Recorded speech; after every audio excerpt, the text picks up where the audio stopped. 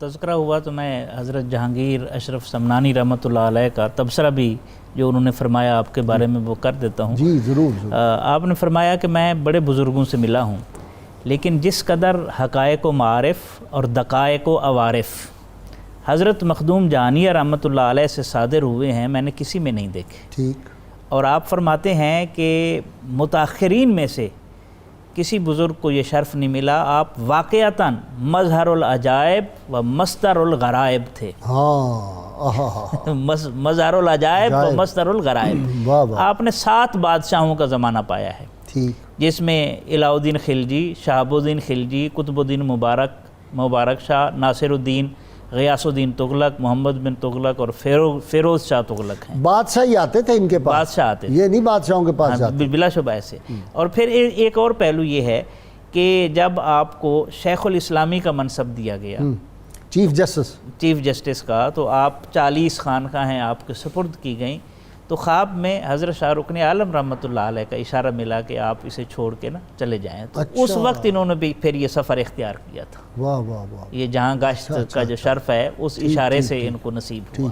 اور جب آپ پڑھتے تھے ابتدائی تعلیم تو ظاہر ہے اچ شریف میں انہوں نے حاصل کی، اچ بہت بڑا مرکز ہوتا تھا۔ والد خود یہ جو اچ شریف کا علاقہ ہے یہ بڑی دنیا کی بہت بڑی یونیورسٹی تھی، ہاں جی، سب سے یہ ہماری بڑی رچ تاریخ ہے علمی، بلا شبہ ایسے۔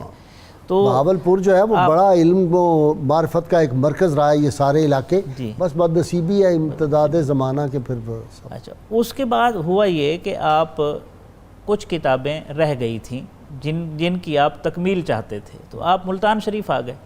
جب ملتان شریف آئے تو ان کا انتظام خانقاہ کی بجائے ادارے میں کیا گیا، اور کھانا جو ہے ان کا گھر سے منگوایا۔ پہلے رکن عالم کا جو کھانا تھا اسی میں سے کھانا آیا، اور پہلے بتا دیا کہ یہ جو میرا بیٹا آ رہا ہے مخدوم جہانیہ جہاں گشت جو آ رہا ہے، یہ ادھر خانقاہ میں رہنے کے لیے نہیں آ رہے بلکہ علم حاصل کرنے کے لیے آ رہے ہیں۔ اور وہاں پورا 1 سال رہے، اور اس کی پیک وہ تھی کہ جب اپنا سینہ جس کی طرف آپ نے اشارہ کیا وہ پیش کر دیا۔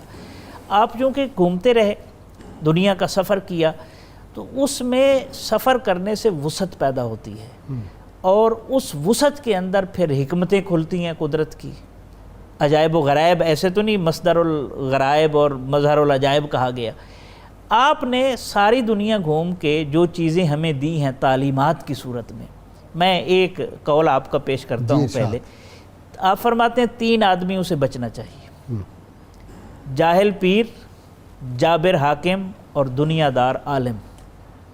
پوری زندگی کا نچوڑ اس میں موجود ہے کہ جو جاہل پیر ہوتا ہے ظاہر ہے وہ خود بھی گمراہ ہوتا ہے، دوسروں کو بھی گمراہ کرتا ہے، اور اسی طرح جابر حاکم تو ظاہر ہے آتے رہے ہیں، لیکن دنیا دار عالم، یعنی یہ ایک اتنی خطرناک چیز ہے۔ آج ہمارا جتنا بھی علم ہے، وہ مولانا روم نے فرمایا تھا، علم را بر تن زنی مارے بود، علم را بر جاں زنی یارے بود، کہ وہ علم جس کو جسم پروری کا ذریعہ بنا لیا جائے وہ قدم قدم پر ڈستا ہے۔ اسی لیے تو ہمارا علم فتویٰ باز ہے، فتنہ پرور ہے، فساد انگیز ہے۔ بھائی وہ حدیث پاک کہ آپ صلی اللہ علیہ وسلم نے ارشاد فرمایا کہ میری امت کے علماء امین ہیں، لیکن جب یہ دنیا میں داخل ہو جائیں تو ان کے دین سے بچو۔ ہاں جی، اور ہم پیچھے بلکہ ایک مجھے حدیث یاد آ رہی ہے، حضور صلی اللہ علیہ وسلم نے جو فرمایا تھا کہ دجال سے بھی زیادہ خوفناک چیز جو میری امت کے بارے میں وہ ائمہ ہیں جو گمراہ کرنے والے ہوں گے، الائمۃ المضلین۔ اور وہ کیا ہے دوزخ کا وہ جو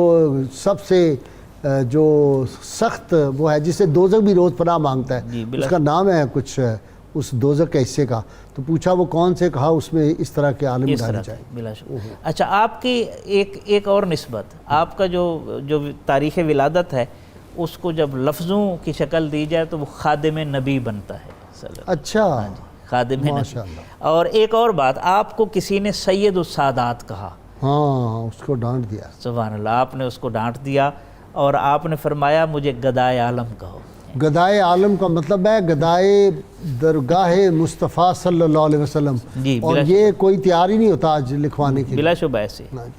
اور حضرت مخدوم جہانیہ جہاں گشت رحمۃ اللہ علیہ نے فرمایا کہ دین ایک ہے، بڑا خوبصورت قول ہے، ایمان ایک ہے، اور پیغمبر بھی ایک ہے علیہ الصلوۃ والسلام۔